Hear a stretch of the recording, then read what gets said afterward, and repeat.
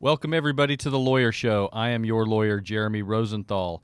The Lawyer Show is about lawyers. We talk about law, about practicing law. We talk about our clients. We talk about all the crazy and fun and awful and sociopathic things that lawyers do that we do on a day-to-day basis. Today, I have a very special guest, unlike all of my other guests who probably, if there's anybody watching it, it may even be them, and they've probably given up on us by now. But today we have the Honorable Lance Baxter as our guest. He is the judge of Collin County Court at Law Number 3. He used to be a person, now he is a judge. And so we hope to get a good insight today on how judges think and what they do, and particularly in the time of the pandemic. What I'd like to kind of start off with is just sort of talk from a lawyer's standpoint of what it's like to practice, particularly in criminal law. What happens is you walk into the Collin County Courthouse. We have, how many courtrooms are there total? 22? 22, okay. And each court has a judge. Each court has its own bailiff. It has its own court coordinator. Each judge has their own staff, and they all follow the laws of the United States of America and the state of Texas. However, they are all very different cultures when you walk in there. County Court at Law is, for the lawyers, probably one of our favorite courts to go into. Well, there's a handful of reasons, but if you've ever watched like an old Western show, and the guy walks in somewhere, and then there's 800 arrows that get shot at him at once from a pack of wild Indians, or that just get ambushed. That's kind of what walking into Court 3 is like sometimes. They do it out of love. Don't get me twisted. They do it because they love us.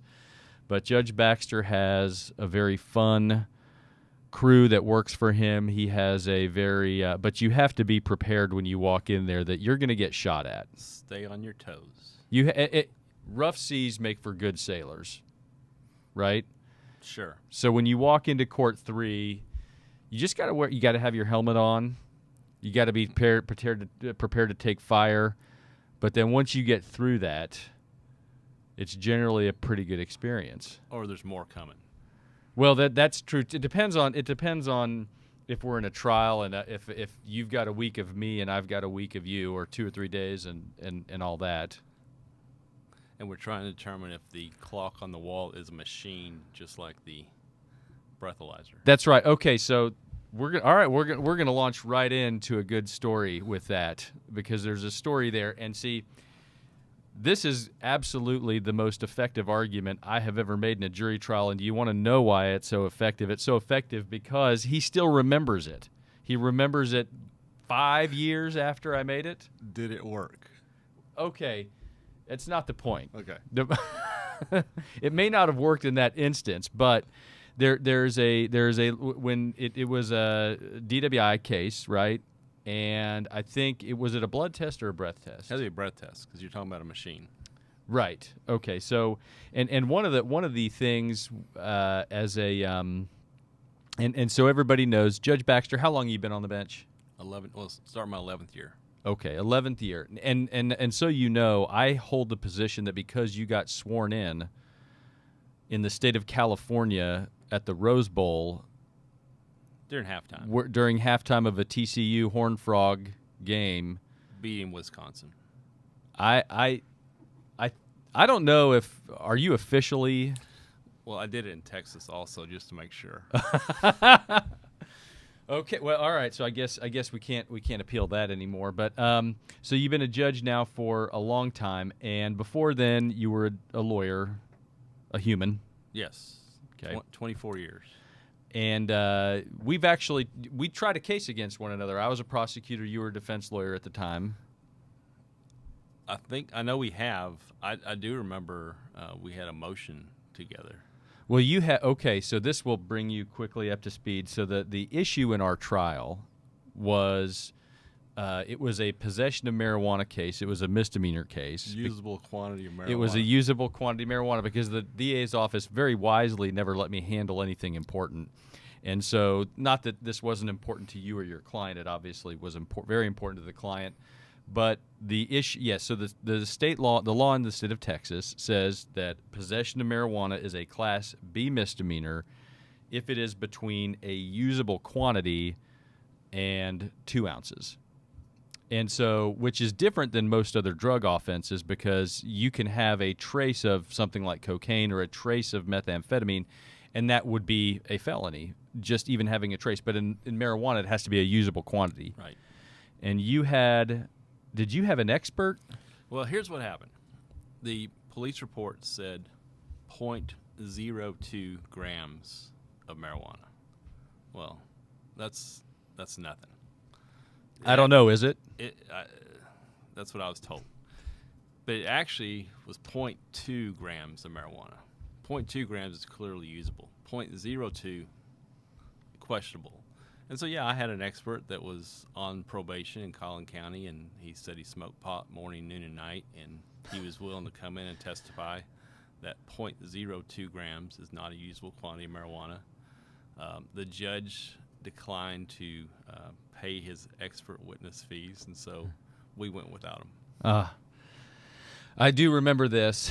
I remember it was a pretty quick day. But at any rate, And he would have only charged $250 for his expert witness fees. Very reasonable. Yeah. I mean, yeah. You should have. I can't tell you what you should or shouldn't have done, but I mean, if you get the guy to do it free. Yeah. Anyway, okay. I've moved on. You've moved on. So Judge Baxter's been around for a very long time, and to the clock argument, okay, because I was talking about how effective it is to where 5 years, 7 years, however long it's been, 10 years after the fact, you still remember it.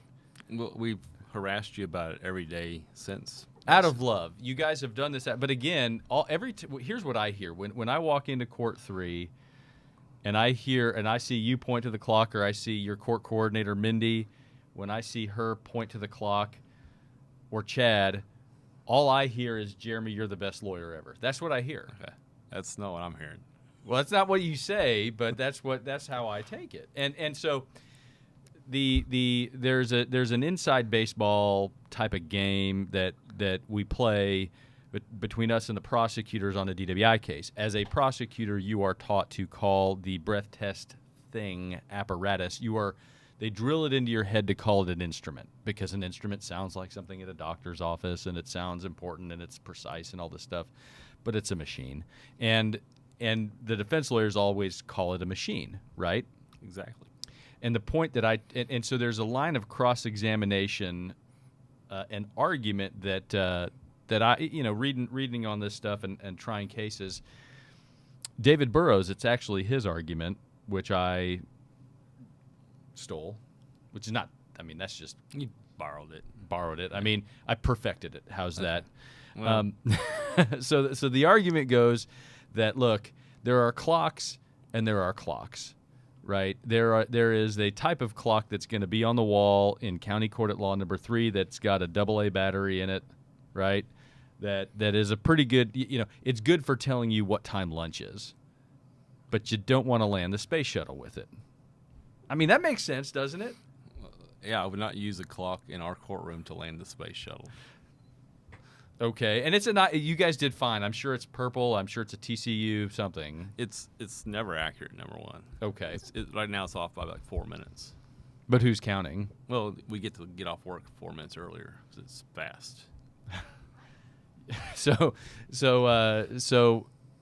the argument goes that the breath test machine is like the clock on the wall in Court 3. It is a very generalized machine.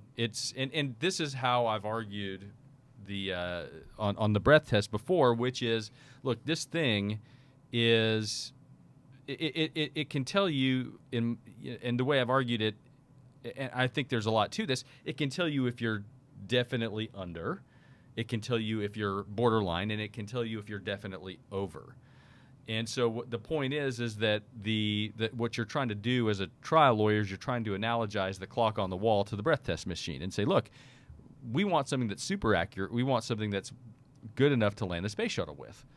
But what we really have is the clock that's right above you guys that's 4 minutes off, more or less. That they probably paid $6 for. If that much. Anyway, but the argument that day did not work. But it entertained us forever. And but every time I walk into court 3 and I get the arrows shot at me right as I'm walking through the door. And by the way, you guys hate Kyle. I say hate. You guys give Kyle more love. You guys give Kyle a harder time than me, right? It's close. Kyle Tarian. Yeah, it's way up there. Okay. Ever since he told us about his, was it his incident with the bamboo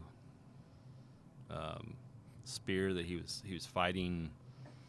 I don't remember the story. Man, I don't know. I'm gonna have to talk to Kyle about this. I'm pretty sure he's not watching. He shares way too much information. Put it that way. Kyle is Kyle is a former guest of the Lawyer Show, and he is a lawyer, a principal at the firm of Rosenthal, Calabas, and Terry. And Kyle actually does the case law update for the entire state of Texas for TCDLA, and is a hell of a lawyer. But sometimes Kyle's like me. I kind of like walking into the room where I know I'm going to get all the arrows, and Kyle kind of likes the. He does. It's like the. It's like with all the hand sanitizer, and you get a little paper cut, you kind of like the sting. He called to find out when Halloween was going to be one year in Carrollton. And when did Halloween end up being that year? I think on Halloween. And then every time he came in after that, we asked, hey, when's Christmas this year in Carrollton? Yeah, Heidi's joking. She told me this year that she looks at the calendar and she says, your birthday is on Groundhog's Day this year? I'm like, every year. Yeah. But yeah. So anyhow, so talk about so. Question for you. Okay. Can you order your people on probation in your court? Can you order them to watch this as punishment? There's the Eighth Amendment. Cruel and unusual? Yeah, that would be. You think there'd be some issues? Oh, yeah. Okay. They'd rather pick up trash. There's no doubt. I'm just saying because, we struggle sometimes to have viewers. But, I don't know. Why don't you tell the jury, tell the folks, everybody, what you're a county court at law judge. What jurisdiction do you have? What types of cases do you have? What's a county court at law, and what do they do? We have civil jurisdiction up to $250,000. I think that's right now. They bumped it up $50,000. But we have criminal jurisdiction up to a Class A misdemeanor. And that's marijuana, assault cases, DWI cases, first and second. Criminal trespass. It's theft cases. It's basically good people doing dumb stuff usually, or dumb people doing good stuff. I don't know about that. And then we have appellate jurisdiction over some of the stuff that happens in municipal court or JP court for a lot of evictions. We do a lot of eviction retrials basically, and they come to us de novo, which means.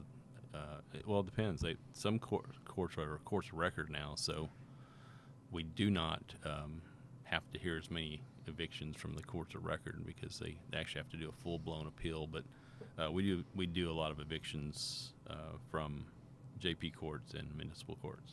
So that's it. It's civil, criminal, and that stuff. The appellate stuff from the lower court. You're watching JP, Kathy, and the Crew Network. You can watch JP, Kathy, and the Crew between 7:30 and 9, Monday, Wednesday, Friday. This is The Lawyer Show. I am your lawyer, Jeremy Rosenthal, and we are live on Facebook between 12 and 1 on Thursdays. My guest today is the Honorable Lance Baxter, County Court at Law number 3. This could probably be a much, much longer topic, but now that COVID is over, talk about when are we going to get to try cases again, so people don't have to watch me on this. Well, here's the dilemma. Let's say tomorrow we opened up and we have we can try a jury trial. Who's going to get the jury trial? It's going to be a district court judge because they have the more pressing. They're the felony charges that people are sitting in jail and they're not usually out on bond. Our people are usually out on bond. So what's going to happen is we're going to want to do a jury trial, but the district judges are going to get first access to the jury panel. And right now, the way it's set up, you're picking one jury per week or one jury per day. Let's say you pick one jury per day. In a week, you can do 5 jury trials. We have 12 district courts. That doesn't leave many for us. There is a plan in place, correct? Correct. And my understanding, and you tell me if I'm wrong, is that once the county hit, and this plan is still in place regardless of the governor's face covering orders, and these things are separate concepts. Okay. And my understanding is that we have to have, Collin County has to have below 15% of ICU beds that are with COVID patients in order for us to even consider having a trial. Is that right? I think so. I mean, what was required is we had to have each court had to have a plan approved by our local administrative judge, who had to have it approved by the Supreme Court. Okay. That's part of our plan. So. And we've got Judge Wheless, who is the sort of the Don of all the judges. That's his title, yeah. The Don, yeah. Right? He's your former law partner. Yes. Okay.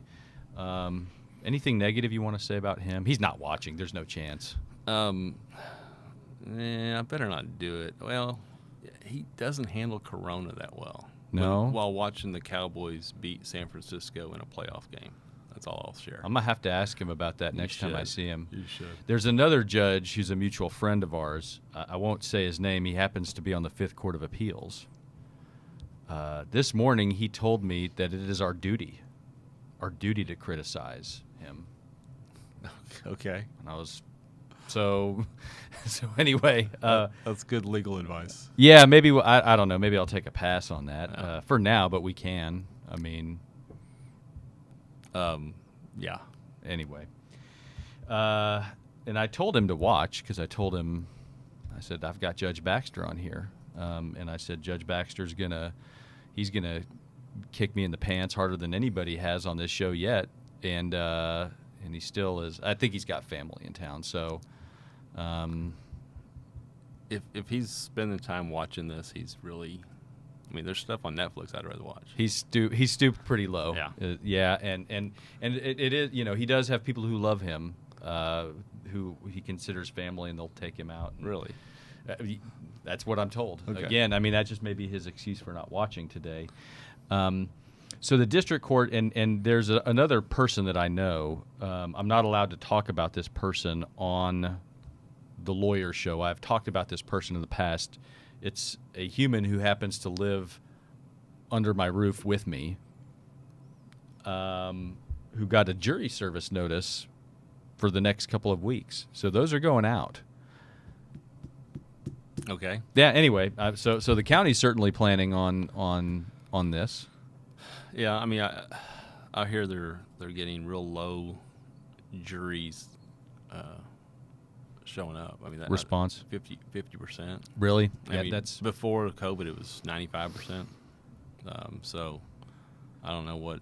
I mean, I've been vaccinated, so I wouldn't have a problem showing up. But I understand someone that hasn't been vaccinated, and that's 92% of the people. Yeah, and that's another hidden challenge, I think, with getting back going as far as the courts go, because Collin County is obviously, we've traditionally had a very high, very strong participation in jury service. Dallas has always, or has generally struggled in that regard. Right. But your panel under the U.S. Constitution has to comprise of your peers.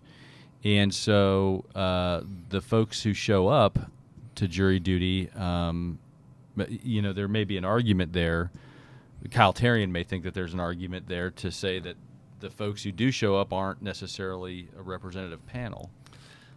I mean, I can tell a funny story about that. It's probably not that funny, but it's funny to me. I had a defendant that I was representing charged with sexual assault of a child, and he wanted a jury. This is starting off hilarious, by the way. I know. He wanted a jury of his peers to decide his case, and so you guys moved the case to Huntsville. No. I keep cutting in, but yeah. And that's where it went. I said, I can promise you this, that a jury of your peers will probably understand why somebody might, steal, rob, whatever, but they're not going to understand why you would do what you're accused of doing. I said, and I promise you there won't be one sex offender on your jury panel. And we pled the case. Prosecutors got rid of all them, did they? Yeah. On jury selection. Okay. What, in your mind, makes an effective judge? I think experience, number one. I think when you, especially in Collin County, it's not normal that you have non-specialized courts. I think most counties have specialized courts. I don't know what the percentage is, but we do everything. We do civil, criminal, everything. There are some courts that only do family or only do civil, but I think experience with some of the stuff you have to deal with helps. I mean, you can read books and learn what you need to learn, I guess, but it's better sometimes to have a judge that's actually tried a case, number one, or handled the type of case that's being tried before the court. I think it helps to have someone who isn't a hothead that can, because you got to put up with a lot of stuff that you probably shouldn't have to put up with, and I think hotheads aren't going to handle it that well because you can't say what you really want to say half the time, and that's one thing. Level-headed, I guess, is probably a good thing, but and it's just someone that gets along with people. I mean, I think you have to have a personality for it. I don't know what that means, but I think it has to do with practicing law for a certain amount of time, knowing people, knowing the frustration, I guess, of practicing law, maybe, but also knowing how to get stuff done. I mean, one of my biggest problems with lawyers that we see is that they don't take care of their stuff. They pass cases for no reason. They, I was talking to somebody about this yesterday. If you're paid $450 or $550 or whatever the number is for a plea, why wouldn't you knock that thing out as fast as you can? Why would you pass it, knowing you're getting paid On a court-appointed case? Yeah. And I don't get it. I mean, I never will. Just never will get why some lawyers can't seem to get their stuff taken care of. So, but anyway, that's but we have to deal with it. I mean, that's part of our game is when you make the court coordinator mad. We try not to do that. Yeah. You're in trouble. So speaking of your court coordinator and making her mad. Yeah, she's probably watching, by the way. Why does Oklahoma State suck so bad? Well, it keeps Texas from drifting off into the Bay.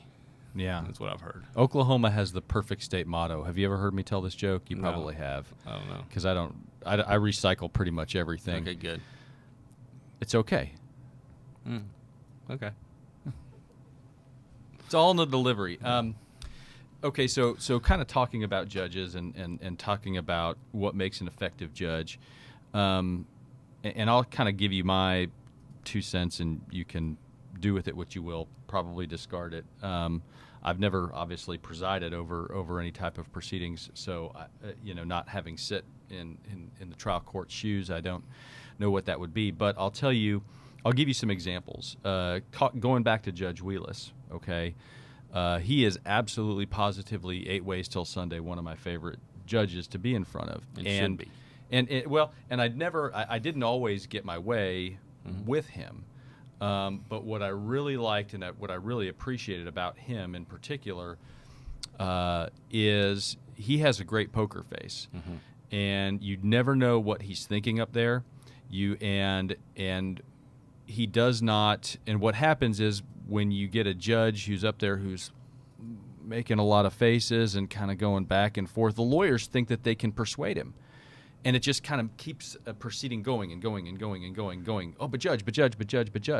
And when you have that stone face, the lawyers really don't know what's, where the trial court is. Right.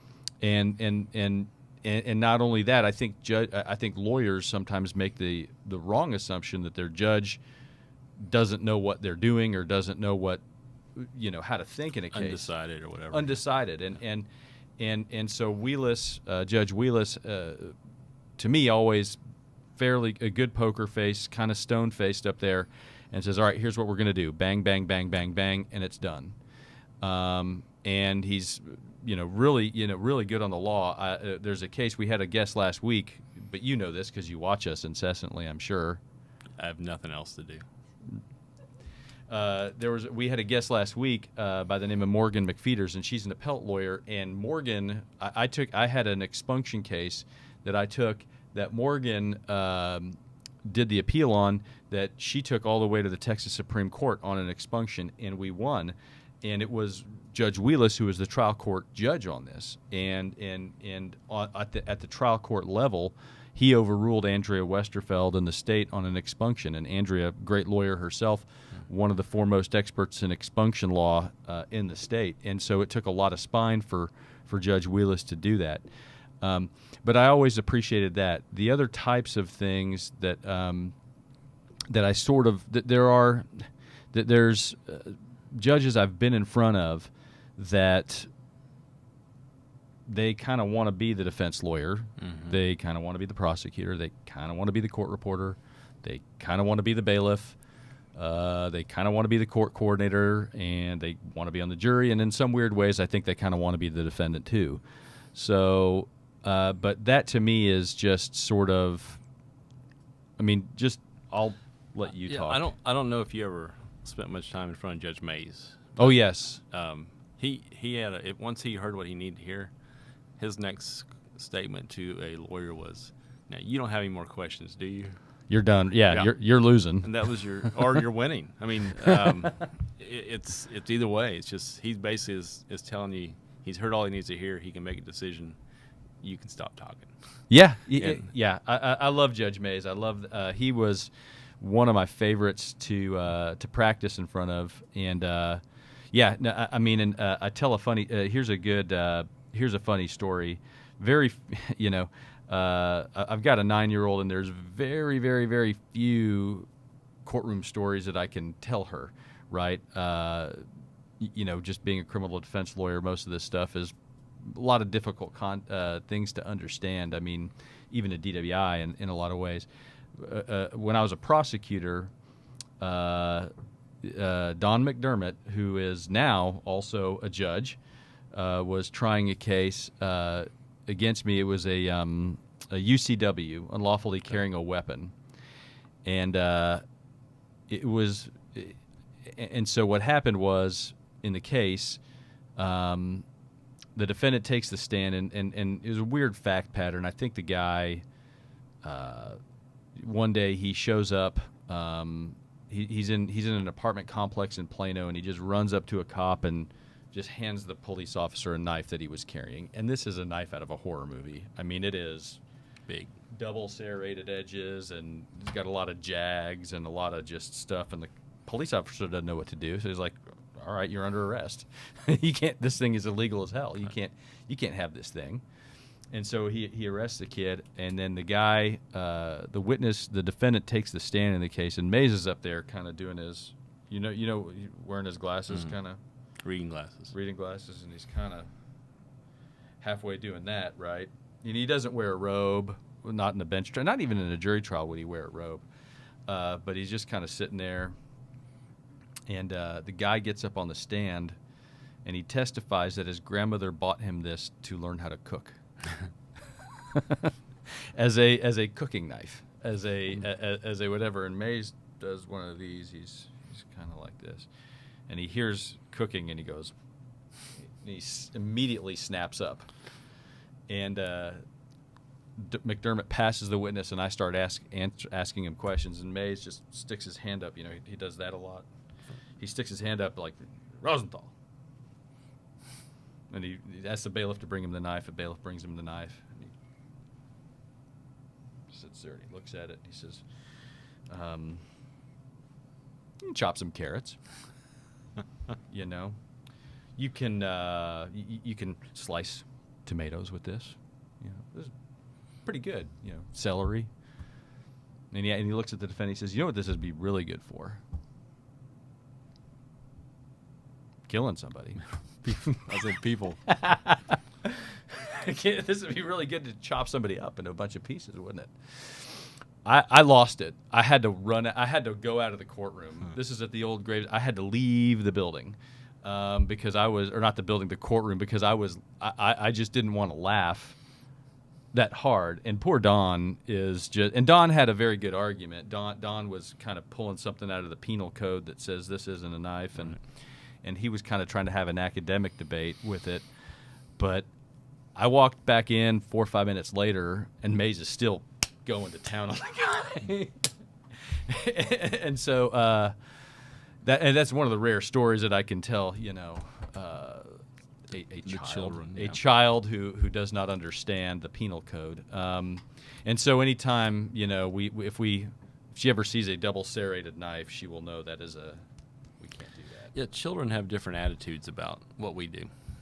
I once upon a time sued a church because of a slip and fall incident. Insurance company and all this stuff was involved, but you have to sue the named entity.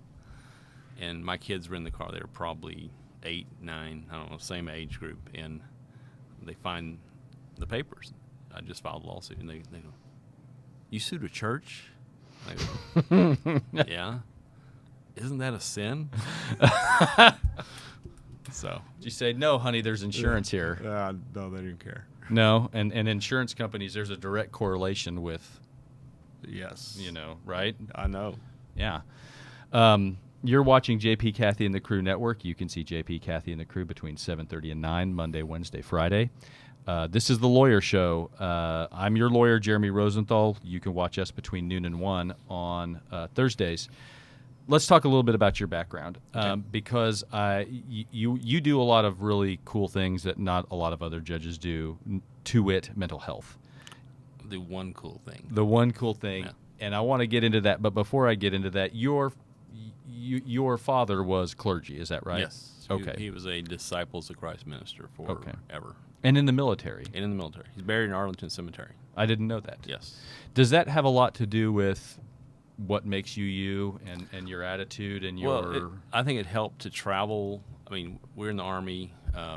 He's a chaplain in the Army. We traveled. You get up and move, and you're staying places 2 years at a time. So you have to meet new people. So it helps with you being able to get out and meet people. But it was kind of a fun little world, you know, that we lived in. And that's also probably why your children understood that suing a church was wrong. Yeah, it happens. Did you say, no, guys, but this is, you know, there's premises liability here? Yeah, They were on notice. I don't explain to my kids stuff. They have to figure it out for themselves. You have three 3 kids. 3 kids. All frogs? All frogs. Okay. Let's talk a little bit about, because one thing that, now lawyers, we like to pander. Okay. I'm wearing purple today. I see that. I'm wearing purple today. I know. Well, you wear purple every day. It's definitely on Fridays, but usually, yeah. For sure. I did this for you. I'm certain of it. You never. Yeah, that's the thing. And now, not that I'm a judge or that you would walk into my courtroom, but would you wear if I was a judge? Would you come in red and black for the Red Raiders? Never, ever. In fact, once upon a time, a certain Texas Tech team got beat by a certain TCU team, and TCU scored 82 points. Okay, I knew you were going to go here today. And you know what we did with our prosecutors? We got them to offer Texas Tech lawyers 82 days in jail and $82 fines. I knew you were going to go here. Sharon Curtis thought it was hilarious. Yes, Sharon Curtis, big Red Raider. I knew you were going to go here with this. And you do understand the Red Raiders beat the Frogs in basketball, which I know you don't think counts. Yeah. Okay. It will one day, but not this week. Not yet. Now that game, the 82-point game, you know the story behind that. Yeah, I was there. Okay. The story. Okay. We ran out of fireworks. The marching band was too sore to play the fight song after a while. Yeah, the trombone player especially. Okay, carpal tunnel. So the story goes that I think it was Coach Cliff Kingsbury fired our I guess we had some defensive coordinator who had a lot of personal problems. I'm doubting you had a defensive coordinator that day. He had a lot of personal problems, and the article I read, of course, I'm reading this on some of your more extreme Red Raider media, or originated in the former Soviet Union. I'm sure some of these articles said that our defensive coordinator took our defensive playbook and gave it to other teams in the Big 12. And the interim defensive coordinator said TCU guessed right on something like 17 out of 20 plays. That's it. And what defense that we were going to be in. And the rumor further goes that Charlie Strong, the Longhorns coach at the moment, for that week, picked up the phone and called Cliff Kingsbury and said, "Change your plays, change your signals, change your because and they, as predictably, they beat the crap out of us too." Right. They didn't score 82 points. I just figured your strategy is let them keep scoring; they'll get tired. Yeah, I don't know that worked, but I knew. But here's the other problem y'all had. Y'all had a certain quarterback on the bench for most of that game. Was that Mahomes? Yes. Yes. He rode the pine most of the game. He got to play in the fourth quarter, but by then, we were having third string running backs score. So okay, now. That was another question I was going to ask. So are there any TCU Horned Frogs that are the youngest ever MVPs in the National Football League history? Sammy Ball might have been an MVP. He's a punter, interceptions, and quarterback. But no. Here's what's funny about Tech. They had all these quarterbacks that they would bring in and they give away. Yeah. Didn't y'all have like a guy named Baker? So, okay, this is a good point. So Cliff Kingsbury was, now, in my theory, okay, and part of the lawyer show is, sports. This is what happens in court sometimes. Yeah. This is a debate that we're just, moving over here. So Cliff Kingsbury, my thought on him, and I love him to death in my own sort of Red Raider way, but every year there's 120 Division I schools, something like that. 6 or 7 of them go 0-11, something like that, right? 5 or 6 of them just can't win a game. So every year there are 5 or 6 coaches that lose, that go 11-0, that cannot win a game, and you multiply that by every year. There's 60, 70, 80, 100 coaches out there, 200 coaches that have not won a game in a single season.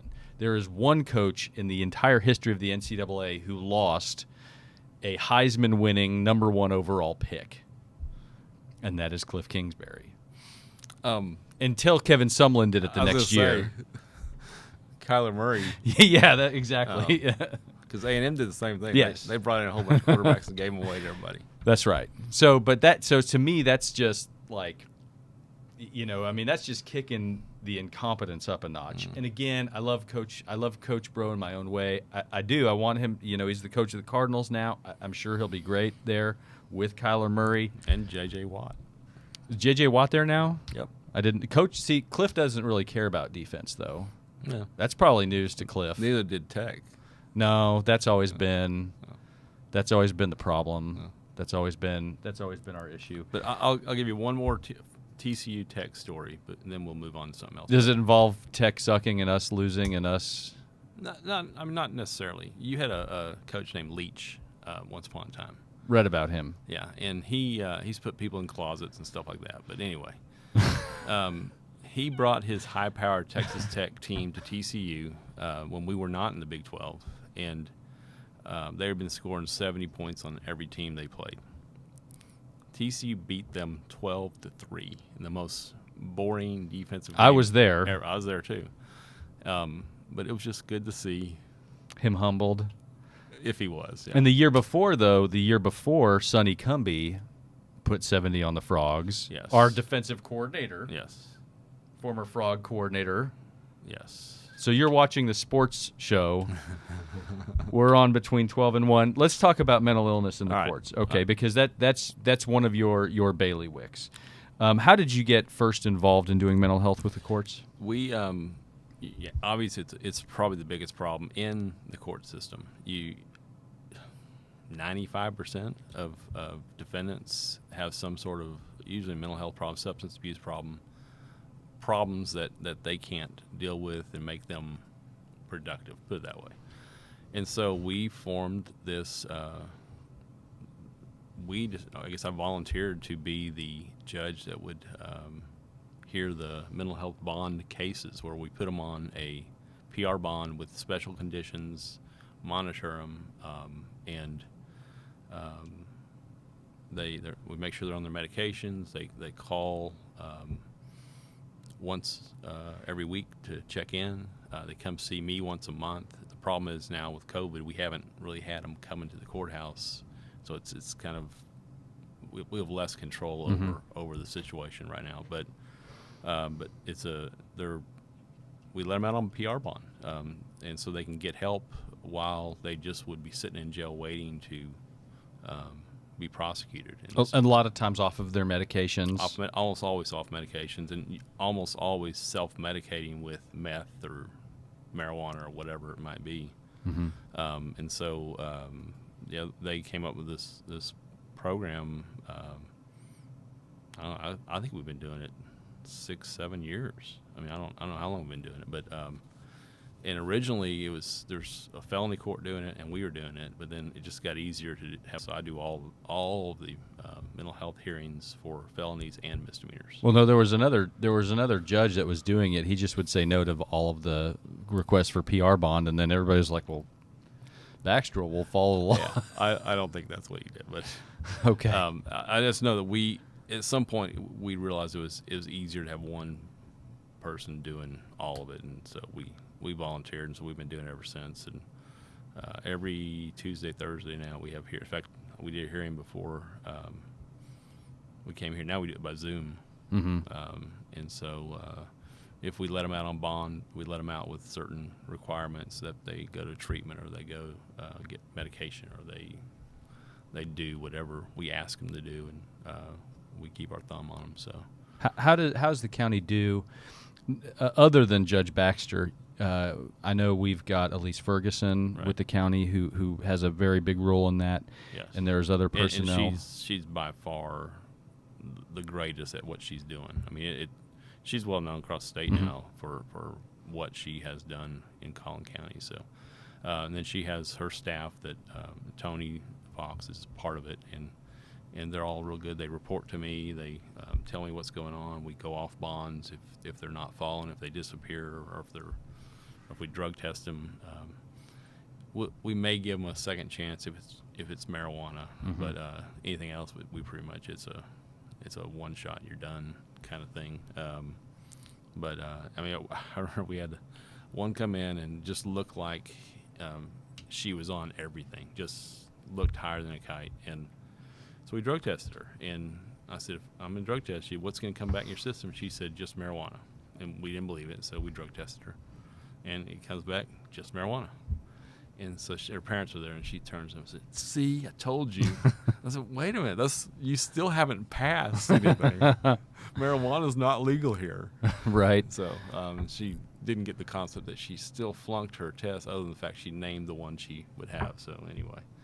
But yeah, it's difficult sometimes because it's frustrating. But I mean, they're poor a lot of times. They don't have resources. They don't have car rides. They don't have your basic stuff, and so it's hard on Elise and them to keep them on track, and we try. I mean, and we've been pretty good about it. But I know we had one of our guys. He actually wasn't part of the program, so I'm not gonna mention that anyway. But it's just you're scared when you let someone that's not thinking right out that they might do something. But so we're pretty careful, and it's usually nonviolent people. You're watching JP, Kathy, and the Crew Network. You can see JP, Kathy, and the Crew between 7:30 and 9, Monday, Wednesday, Friday. This is The Lawyer Show. I'm your lawyer, Jeremy Rosenthal. You can watch us between 12 and 1 on Thursdays. The statute for this prescribes mental health bonds. Yes. We've had Vanita Parker on before. Vanita works with our office, and she also does a lot of mental illness and a lot of mental health case. I think she's and has in Dallas. Yes. Yeah.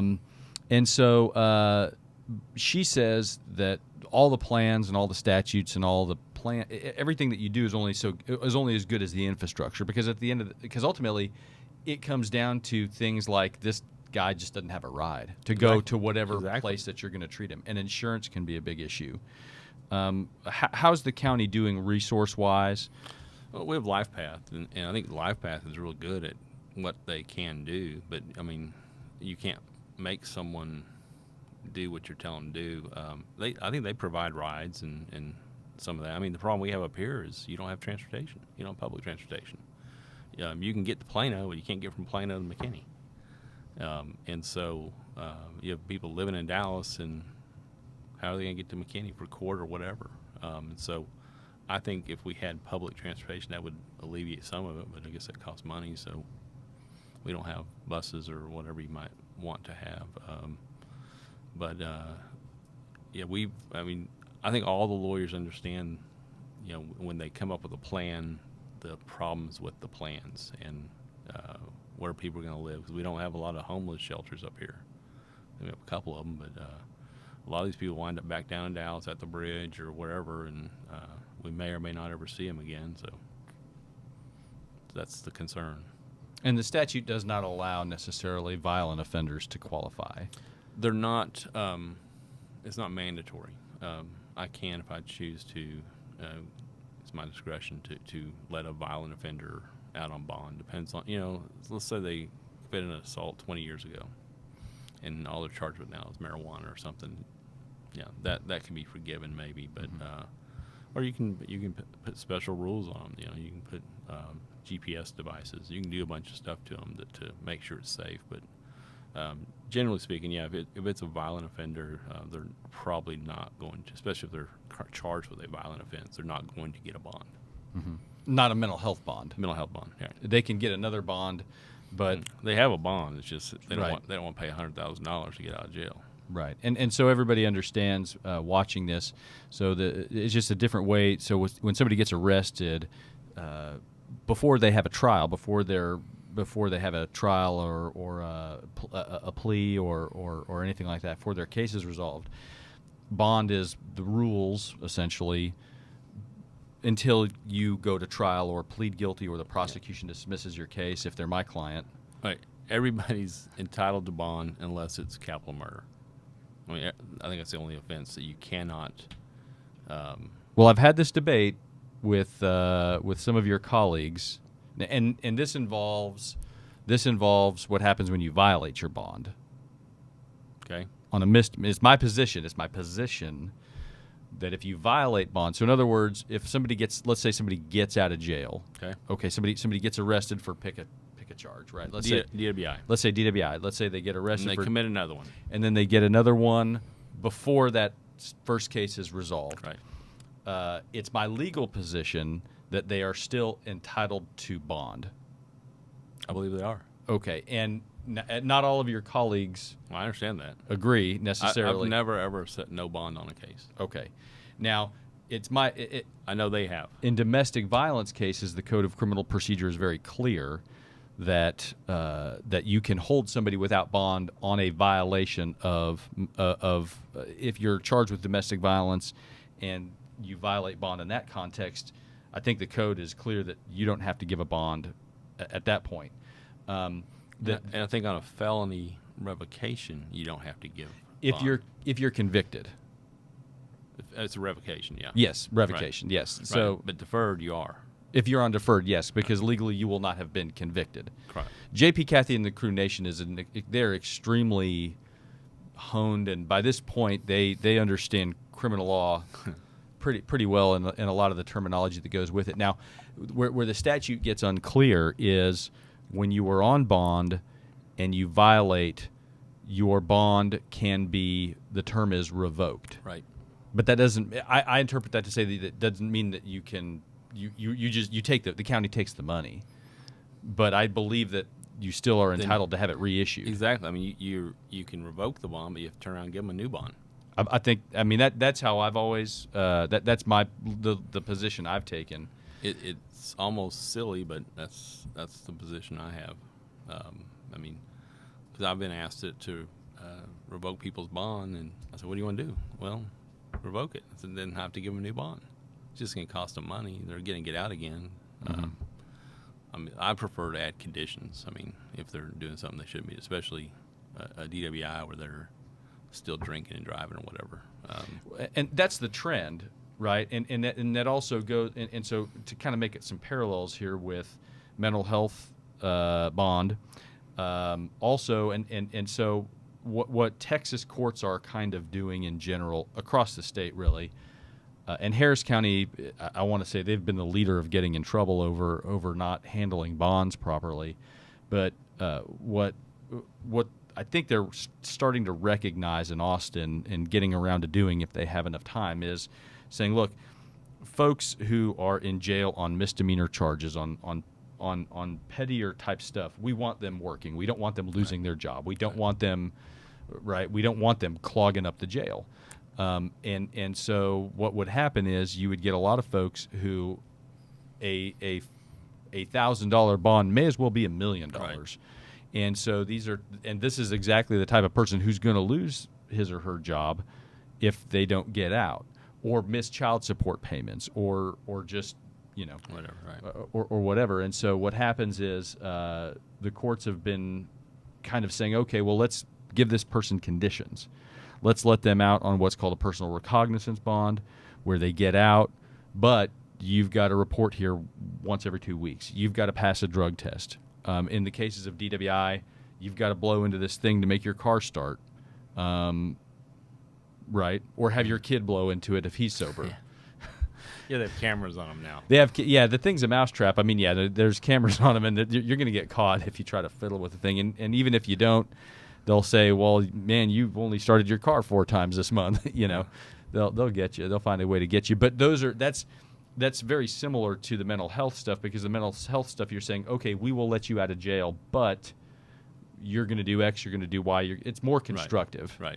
Yeah, you can either sit in a jail cell and do nothing, or you can get out and go back to work and do some things to improve your life while you're waiting to your fate on your. And so we prefer to get them working. Right. And one of the harder conversations that I have to have with my clients is, I get the Jeremy, but I'm not guilty of anything. Why are they treating me like I'm on probation? Why are they treating me like I'm guilty of this already?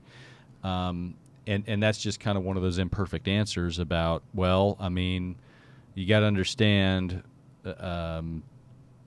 they think you are, and that's just one of the headwinds that we face. Yep. That's why you have to pay me more money. Yeah, exactly. I wasn't supposed to say that. Is there a judge handshake that they teach you guys? Yeah, I can't tell you what. No, I knew you couldn't tell me that, but you have baby judge school. Baby judge school. Okay. Do you guys? Are there? What kind of freaky deaky? Yeah, what kind of hazing do they do? I can't tell you that either. I'd have to kill you.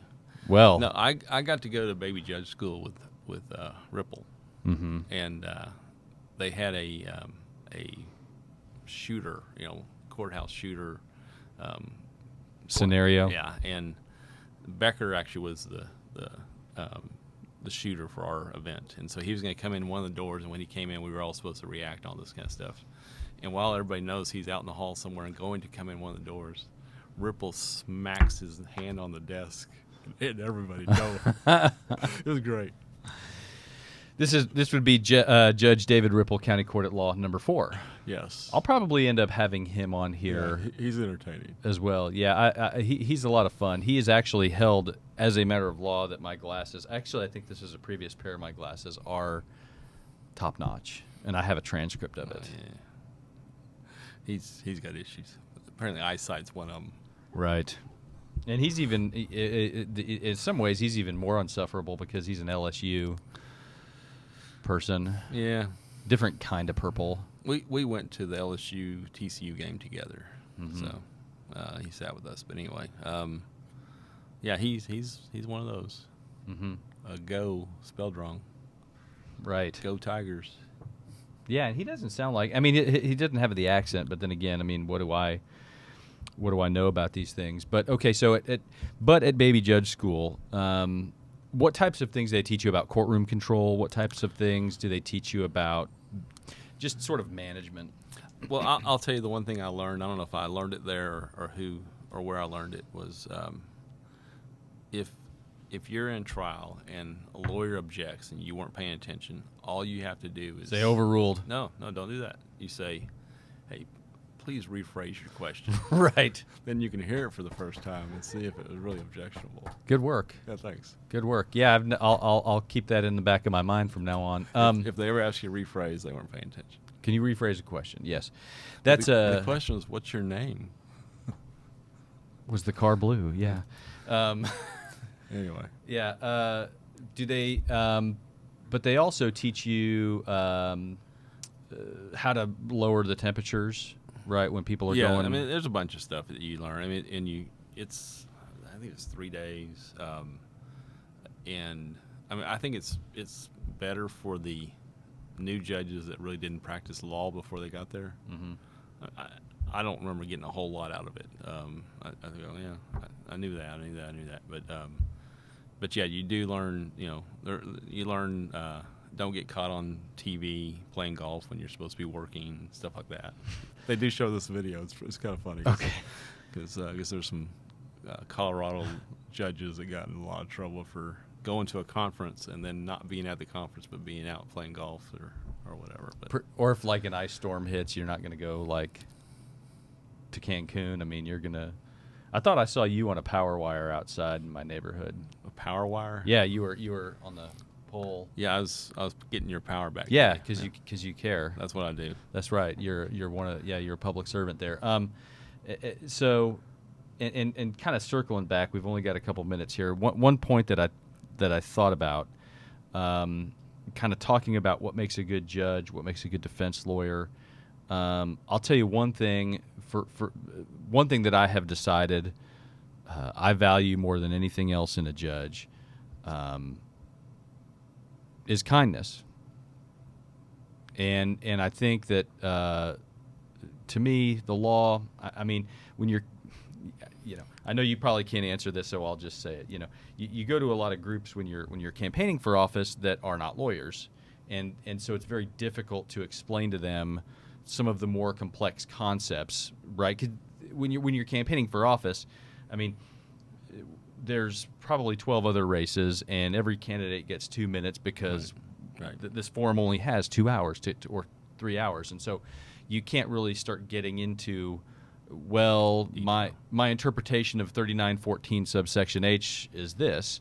You can't really get into that, and these people, most party activists on really in either party, they just kind of sort of will say, well, you're going to follow the law, right? Well, it kind of assumes that you know the law, but even then, you can disagree on the law.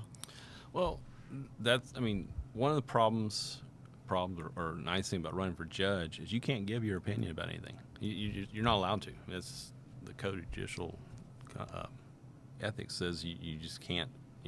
Are you pro-life, pro-choice? Are you this or that? You can't tell how you would rule on something that might come before your court. But it's the easiest job in the world if you understand your job isn't to be a politician, but it's to call balls and strikes and just Right. read the law, follow the law, and it's not hard at all. But if you're trying to get an outcome, yeah, it's hard. Yeah, but and none of these are mutually exclusive with being kind. Right. And to me, I've seen a lot of judges who the ones that I really enjoy going to are the ones, and there are plenty of them in Collin County, that they understand that while you and I may joke about Texas Tech beating TCU in basketball and other sports, while we may joke about that, and I'm in there 4 days a week or however many days a week. This is their one big day, maybe the biggest day in their life in some instances. Right. And even if regardless of who they are, they're standing on the planet, they deserve to be treated kindly. Exactly. And I agree. Yeah. And you can make it worse or you can make it better, but being nice to them, you make it a little bit better, even though it's not going to be good. Exactly. And I'm going to be right about the law. I'm going to be wrong about the law. The trial court is going to be right and wrong about the law too, not you. But I think we've got to go. Yeah. But you're not wrong, obviously. I've been wrong. Once. I don't remember when it was, but okay. It happened. I've appealed you. Well, that's another story. Anyway, I think we argued that the lights were too dim in the courtroom that day. We couldn't really find anything. You should have used that machine.